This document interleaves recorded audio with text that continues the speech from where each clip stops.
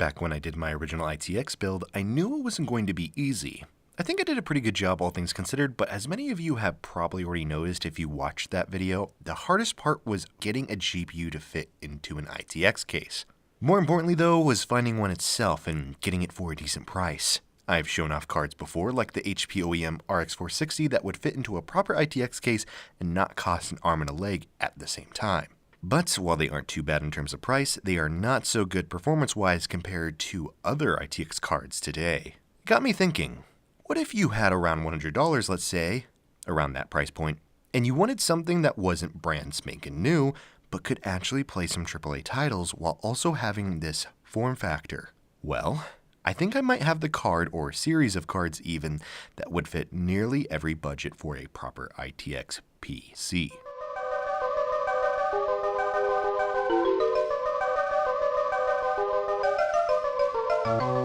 Introducing the GTX 1660 Ti. A relatively expensive card brand new, but on the used market, it isn't too bad.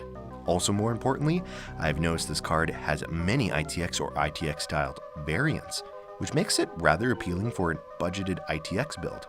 While it isn't the hottest card on the market, it still holds up today with many games, as you will see. You will also see, with at least mine in particular, that it does get a little bit warmer than I would like it to. But regardless, this GPU and many variants of it can be found for around this $100 price tag, making it a viable option for ITX builds without compromising like how I had to before with mine. But before we get into the frame data, let's talk about the particular card I have and what it is packing. My ITX card is a PNY GTX 1660 Ti, at least at a first glance it is. I couldn't find it online, and the closest thing I could compare it to was an ASL 1660 Ti or this one by Manly. Both have the same shroud, so maybe it's mass-produced? I have no clue. Apparently, I wasn't the first person to find out about this, as someone else 3 years ago pointed this out as well, but I digress. What is more interesting to me though was that initially I tried to look up this card with GPU-Z to see if it was on their database, and it failed to recognize any model. It even says that this one may be rare or unreleased. It did say the sub-vendor was PNY though, but that is kind of where it all stops. This isn't integral to the main video, but I thought I would mention it anyway since, well, it was pretty weird to run into this situation. The card itself has 16 GB of GDDR6 VRAM clocked at 1500 MHz. The GPU itself also is running at 1500 MHz, boosting all the way up to 1770 MHz. It is a pretty good card all around and will allow you to play any AAA game at its bare minimums. But at the same time, if the game is well optimized or isn't as resource hungry, you will find that you can play them with a lot of rather high settings enabled. Around the time that this card was released, our GPU allows you to play Battlefield 5 with around 92 frames per second on average at high settings. This is very good considering this isn't even a main flagship GPU for NVIDIA or anything of the sort. Guaranteed this is top spec for the particular model, it still is impressive all around. I believe the numbers this card is pushing would be similar to a GTX 1070, but with a much more consistent sale number for the GPU, let alone the ITX form factor compared to our 1660 Ti. Even a GTX 1060 doesn't fare much better price-wise, and then you are losing a lot of performance in the end. But anyways, let's get back onto track here. Moving on to a game like Apex Legends with almost all settings maxed out minus our VRAM since it can only be capped at 6 gigs since that's all we have, an average of nearly 77.5 frames can be expected. And considering we could lower a few settings here and there, an average of 120 or more isn't far-fetched for a card like this one. From what I could tell, I could expect a AAA experience from these AAA games without too many compromises at the same time. Nothing like the RX 460 where that was the norm. I played Modern Warfare even, and with the high preset settings enabled, I just barely kissed the 60 frame per second average. And for me, this felt fine. If I wanted a more competitive experience, I could possibly shoot my average up to 90, lowering my preset down to medium, and still have a good experience. This card honestly feels like a packed sandwich with everything loaded into it with 2 small slices of bread. If it overflows too much, I can just take off a few things here or there and still have a delicious sandwich in the end. It doesn't feel bloated, but it isn't missing anything at the same time.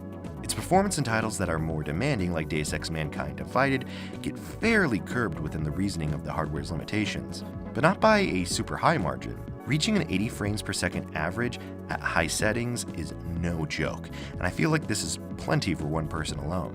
When a $100-ish budget for a GPU gives you this level of performance in such a small package, is it really necessary to get anything better when you may barely even play the latest games out there? The last game I benched was Rainbow Six Siege, and at ultra settings, I felt like the near average of almost 200 frames per second was to be expected for this card. And look, if you want a regular to my vids, you might be saying, but you are benchmarking games that are much older or that aren't as demanding as the latest games budget bin. How can you say this card is top notch without comparing it to the new titles that were recently released? And I totally hear you on that. And to keep it short, if these games are able to hit these frame rates at these presets, it is safe to say this GPU can probably handle newer titles with higher FPSs at some decent settings. And at this price point, I think this is very fair to argue that. And number 2, look at my channel name and my subscribers. Do you think I make enough money to be able to buy every new game that comes out? It is fair to say I could do more due diligence with this card to stress test it, but then again, so has everyone else. And what matters more here is that you, the viewer, finds a budget GPU for your budget ITX build. I'm willing to bet even this card is too expensive for some people on an ITX budget, to which I would recommend a GTX 1650 instead, since those cards can sell for under $100 no problem, just as long as you're willing to be patient and bid on them. And while those cards have 2 GB of VRAM less with a slower clock speed, you can still expect relatively decent performance overall. And listen, everything does have its checks and balances. Like the card I have, feels like it might be rather high upkeep in the future.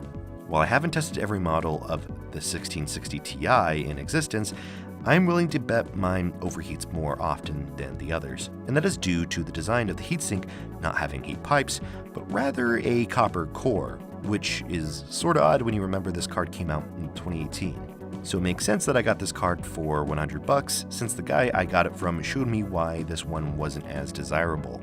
And it does feel bad from time to time when my temps hit the mid to high 70s. And there's only so much that little fan on it can do to keep it from catching fire. I mean, apparently the previous owner explained that he was hitting the mid 80s for him, so I guess it could be worse, but still, I see this as a win in my books for now. And a good budget ITX card if you're willing to make the leap for it. Way better than the cheapest ITX card that I could find on the market, new or used earlier this year. Or even right now if you look at what's online for sale. But I feel like I have gone long enough on this topic and its GPU. So if you enjoyed this video, leave a like if you did. If you wanted to see more or fund the ability for me to bench much bigger games, subscribe if you haven't.